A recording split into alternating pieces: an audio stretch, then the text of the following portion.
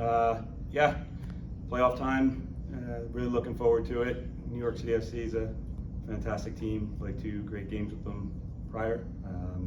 Expect nothing less this time around. But coming off the international break, some guys got some playing time as well. We've been active, and we'll be hopefully firing on all cylinders this weekend. Thanks, Nico. Marlon, so often we talk about wanting this team to be focused on developing players and their long-term futures and so on, and here's a moment to focus on winning a game. Does that change the tone of things at all? No, honest to God, we still talk about it. We spoke about it this week. Process and winning takes care of itself, and it's been that way for the 3 years I've been here. We've focused on the process, and our process is always, it's never perfect because we don't always have everybody together, so you can't really just focus on the winning, because I don't know if I've had my starting 11 for a full week of training once this season. So we have to just focus in and hone in on the development process of each individual, and then hopefully we're able to pull it together and we get a day or 2 with them all together. Trust me, the guys want to win. And we compete every day in training. We had a competition day today, and it was a recovery day. But we focus more on that process, and the results will take care of themselves. I believe they'll get exactly what we deserve when it's all said and done, based on what we do during the week. What does it say that even with that, the talent of this lot is such that it's this good, that the team is this good? Yeah. Look, I think the team is, we are a team, and it's hard to be a team in the circumstances that, especially with our model, we're not a team that has 16 signed players that are always in our training environment every single day. And we know that talent isn't in itself isn't enough, but we've done a really good job of having a club culture that almost, I don't want to say it necessarily just puts the team above the individual, but with the way that our model is built, there's such a brotherhood that's developed through, whether it's through the residency program or the academy school, where all these boys go to the same school every single day. It allows us to have a culture in the locker room that is really, really outstanding. And so for me, the success has everything to do with the chemistry of the group, the collaboration of the staff, and really the way that our locker room operates every day, more so than the talent.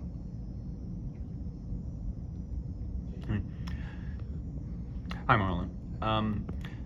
With the form that the team has been in lately and their results against NYCFC 2 throughout the regular season and the focus on development, do you think that how confident are you and the team for a good result and for a deeper run in the playoffs? Yeah, one of the hidden treasures of the way that we operate is because we are so flexible with who's in our team and who's not in our team. We end up playing a lot of guys over the course of the season that have gotten minutes now that we're not throwing to the fire, later on.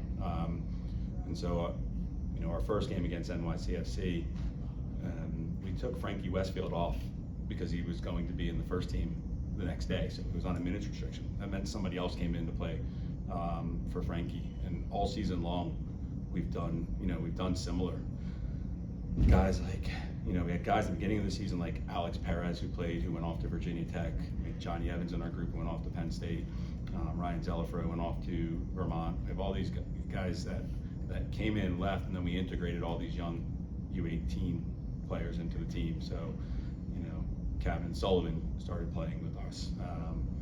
Marlon LeBlanc started playing with us, and Jameer Johnson, Jordan Griffin. All these kids have now I don't want to say they're seasoned already, but they're battle tested and they've been thrown to the fire. We've got a group that I feel really, really confident in, that our 20-man squad that we put on the field, you'd be hard pressed to say that, oh, he's going to make a sub at this time for this player with this guy, he's going to change this guy at this time for this guy. We've had enough players contribute to the team this year. We're the leading scoring team in this league, and I don't know, we probably have 8 guys at least with 2 or more goals. it's a battle-tested group that we can play and plug players in different positions and different roles and find a way to grind out a result. So I do believe, to get back to the initial question, how confident am I? I'm very confident in this group. I'm very confident whether I'm sticking a 15-year-old on the field that we can get a result. I'm very confident that Frankie Westfield's going to go out and play well, and if we have to change him, that somebody else will come into his place because they've been in that situation before, and that if we got to make changes, that those guys will come up and step up and play well. So, yeah, confidence is an issue.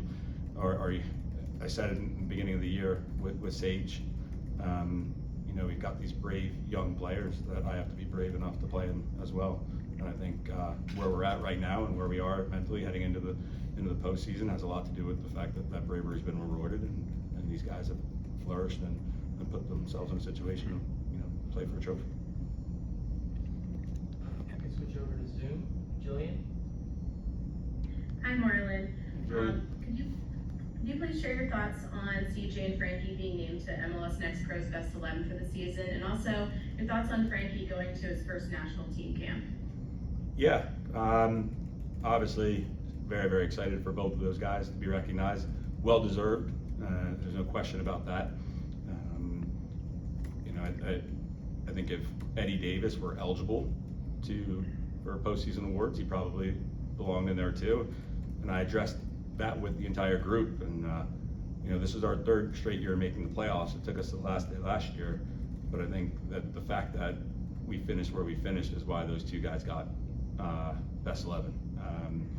And CJ's goals and assists and Frankie's goals and assists, they don't count for anything unless they've got guys playing the ball to them or they've got guys finishing off their assists, right? So we actually talked about that the other day, that this is really as much of a team award as it was for them as individuals, but certainly well deserved, and I think you could probably throw a few more guys on there that were certainly worthy from our group as well. And then with Frankie going in with the 20s, yeah, obviously very, very proud of him. Marko Mitrovic actually called me. We were in the airport in Chicago getting ready to head home and asking if we could release Frankie to go the very next day to Chile. And so my comment to Marco is that he's earned it. He's earned that opportunity. He's the best young fullback in MLS Next Pro this year. And I think our under 20 national team should be looking at the best young players in MLS Next Pro. And so Frankie earned it. He deserved it. I haven't had an opportunity to speak to Marco yet to see how those games went, but certainly I think Frankie's just starting to scratch the surface of what he's going to be capable of moving forward. All right, Kyle? Hey, Marlon. So a question, can you talk about the impact that the Bridge Brigade has brought to not only the atmosphere of the games, but to the players as well? I noticed during the selection show you had a Bridge Brigade hoodie on. And then also my second question is, why is Eddie Davis not eligible for postseason awards? Well, I'll take the second one first. It's professional contracted players, and Eddie just happened to be one of the best young amateurs in the league. So that's why Eddie isn't eligible to receive that. First question, Bridge Brigade. Yeah, look, this has been, and we talked about it again in preseason, what a grassroots effort that's been. Those guys started 2, 3, 4 of them in the early days, and now you see everybody that comes in the stadium wants to go and sit with them and be with them and create an environment. That's as organic as it comes for a second team to have its own supporters group, and they've really, really grabbed the attention of our players, and our players love having people always at the games, and those guys have traveled to support the team. They've stood in pouring rain. They've gone all the way up to New Hampshire when we played New England.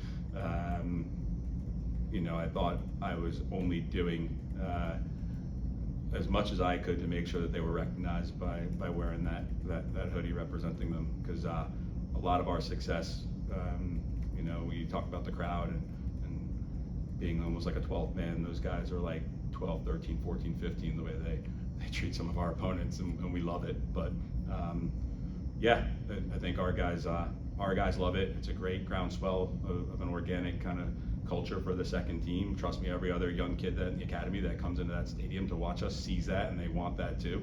There'll be a ton of them here, both the Bridge Brigade and fans and academy kids that are going to, see that environment and want to be a part of that environment. And that only helps the club as well. You mentioned Marlon, Eddie's still on an amateur deal. How close do you think he is to a professional deal at whatever level it may be? Yeah, there's probably higher ups that can answer that question better than I can, but he certainly he keeps scoring goals in the playoffs, and it's hard to argue it, right? Like, I don't know what's he on now, Nico? 14, 13, 14?